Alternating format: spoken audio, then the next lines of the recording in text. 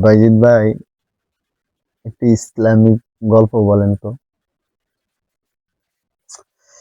ঠিক আছে, যেহেতু আপনি ইসলামিক গল্প শুনতে চান, সেহেতু একটি ইসলামিক গল্প বলি। যে সেটা হচ্ছে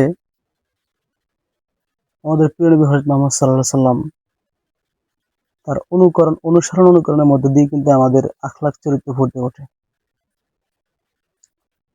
তো তেমনি যে আমরা যতই বিপদে পড়ি না কেন, আমাদের মাইন্ড সেট আপ অর্থাৎ হচ্ছে আমাদের চিন্তাধারা, আমাদের ভীতি সেটা থাকতে হবে আল্লাহ কেন্দ্রিক প্রত্যেকটা কথাবার্তা। জি। তেমনি একদিন নবী করিম সাল্লাল্লাহু আলাইহি সাল্লাম তার সাহাবীদেরকে নিয়ে একটি জিহাদে গিয়েছিল। তো ওখান থেকে ফেরার পথে নবী করিম সাল্লাল্লাহু আলাইহি সাল্লাম ক্লান্ত হয়ে গেলেন। ক্লান্ত হয়ে এরকম গাছগাছালি উপত্যকা একটি জায়গায় নবী করিম সাল্লাল্লাহু আলাইহি সাল্লাম বিশ্রামের জন্য থামলেন এবং সবাই সবার জায়গা মতো যার যার জায়গা মতো যে বিশ্রাম করতে লাগলেন। তো নবী করিম সাল্লাল্লাহু আলাইহি সাল্লাম একটু ভিন্ন জায়গায় যায় আলাদাভাবে বিশ্রাম নিতে লাগলেন। মানে বিশ্রাম নেন। তার যে তরবারি ছিল, তরবারি গাছের সাথে কি করছে, দাঁড় করে রাখিয়া তারপরে নবী করিম সাল্লাল্লাহু আলাইহি সাল্লাম বিশ্রাম নিতে লাগলেন।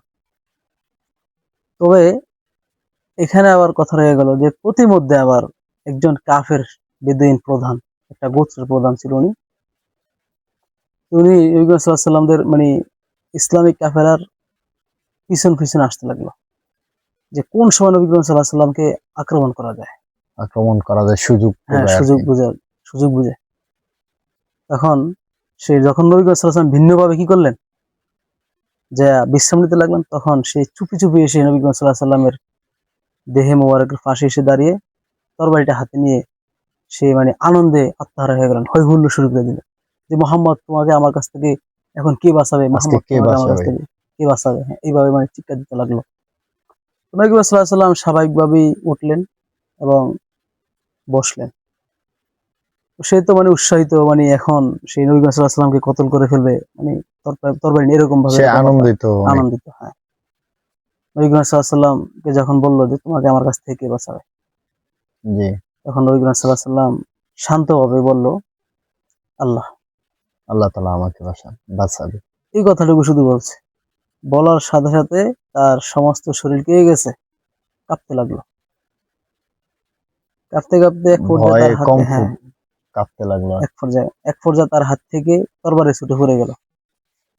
তরবারি ছুটে কি কি। পড়ে গেল। তখন নবী করিম সাল্লাল্লাহু আলাইহি সাল্লাম যে তরবারিটা হাতে নিলেন এবং শান্ত কণ্ঠে বললেন যে তোমাকে আমার হাত থেকে এখন কে বাঁচাবে। দেখো এখানে কিন্তু মূল পয়েন্ট, জি। নবী করিম সাল্লাল্লাহু আলাইহি সাল্লাম যে আমাদেরকে যদি কেউ এরকম হুমকি ধমকি দিত, তার কাছ থেকে তরবারি নেওয়া বা ছুরি নিয়ে কি করতাম, তাকে আগে মানে আঘাত করার চেষ্টা করতাম।